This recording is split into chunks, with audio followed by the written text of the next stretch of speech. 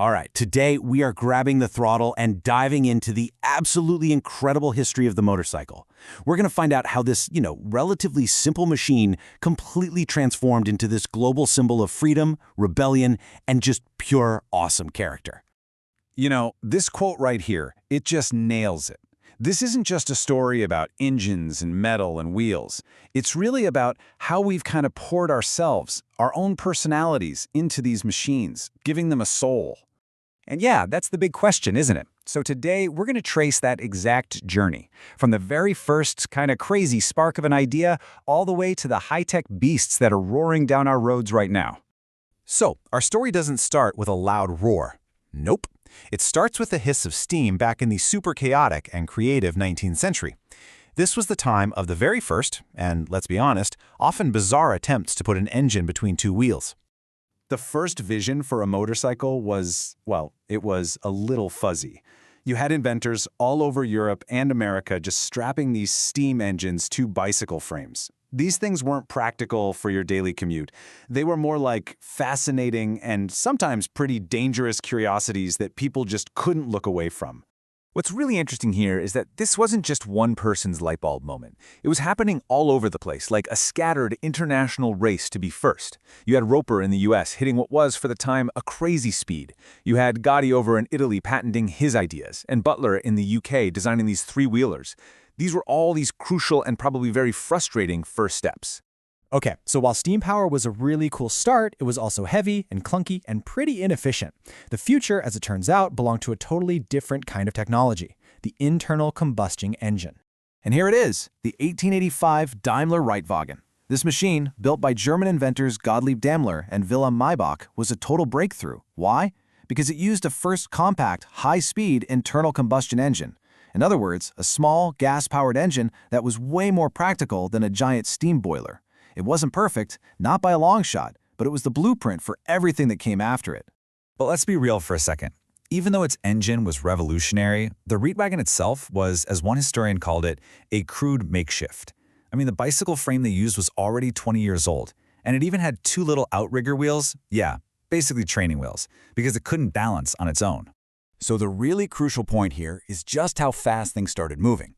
In less than 10 years, we went from Daimler's one-off wooden prototype to the Hildebrand and Wolfmoeller, which was the first motorcycle actually made in a series to be sold to the public.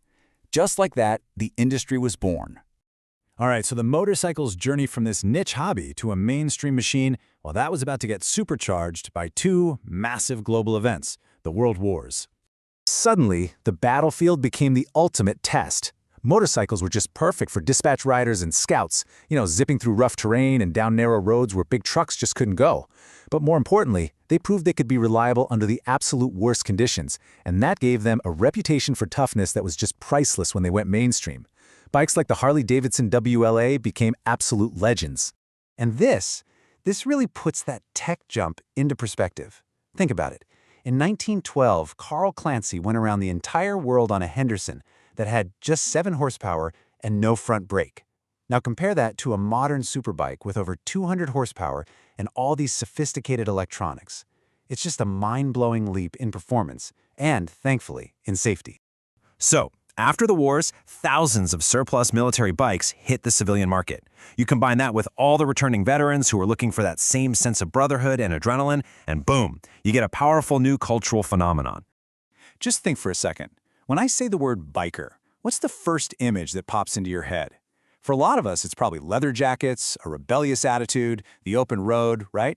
That entire image, that whole vibe, has its roots right here, in this post-war era. See, veterans started forming the very first motorcycle clubs just looking for a community. And while most of them were just groups of guys who loved to ride, a few high-profile incidents got blown up by the media, and then movies like Marlon Brando's The Wild One came out, and that just cemented the outlaw biker stereotype in everyone's mind. But the culture wasn't just about the clubs. It was about the bikes themselves.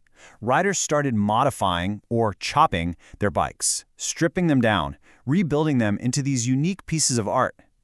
A motorcycle wasn't just a machine anymore. It was a statement about who you were. So for decades, the motorcycle world was pretty much run by American and European brands.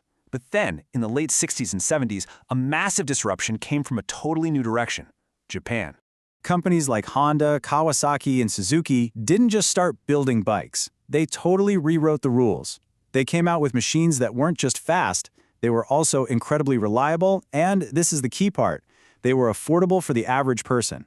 They basically made motorcycling accessible to everybody. And if there's one bike that defines this whole revolution, it's the 1969 Honda CB750. This thing was a complete game changer. It had a 4-cylinder engine, a front disc brake, and electric starter. These were features you'd only find on really expensive, exotic race bikes before then. For the everyday rider, this was unbelievable. It didn't just create the superbike category, it basically dragged the entire industry kicking and screaming into the modern age. And from that point on, the pace of innovation has just gotten faster and faster, which brings us to the absolutely incredible machines we have today.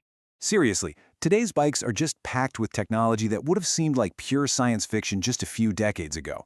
We're talking about incredibly smart traction control, anti-lock brakes, advanced aerodynamics, and super lightweight materials that make them safer, faster, and more efficient than ever.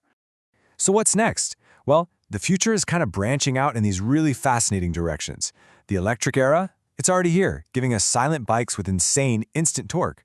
Then there's autonomous tech, which promises a future with way fewer accidents. And then, way out there on the horizon, is that sci-fi dream of personal flying machines. Who knows? And all of this brings us to one last kind of provocative thought. For more than 100 years, the motorcycle has been the ultimate symbol of individual control and freedom. So as we ride into this future of electric, silent, maybe even self-riding bikes, you just have to wonder, what will that feeling of freedom on two wheels be like tomorrow?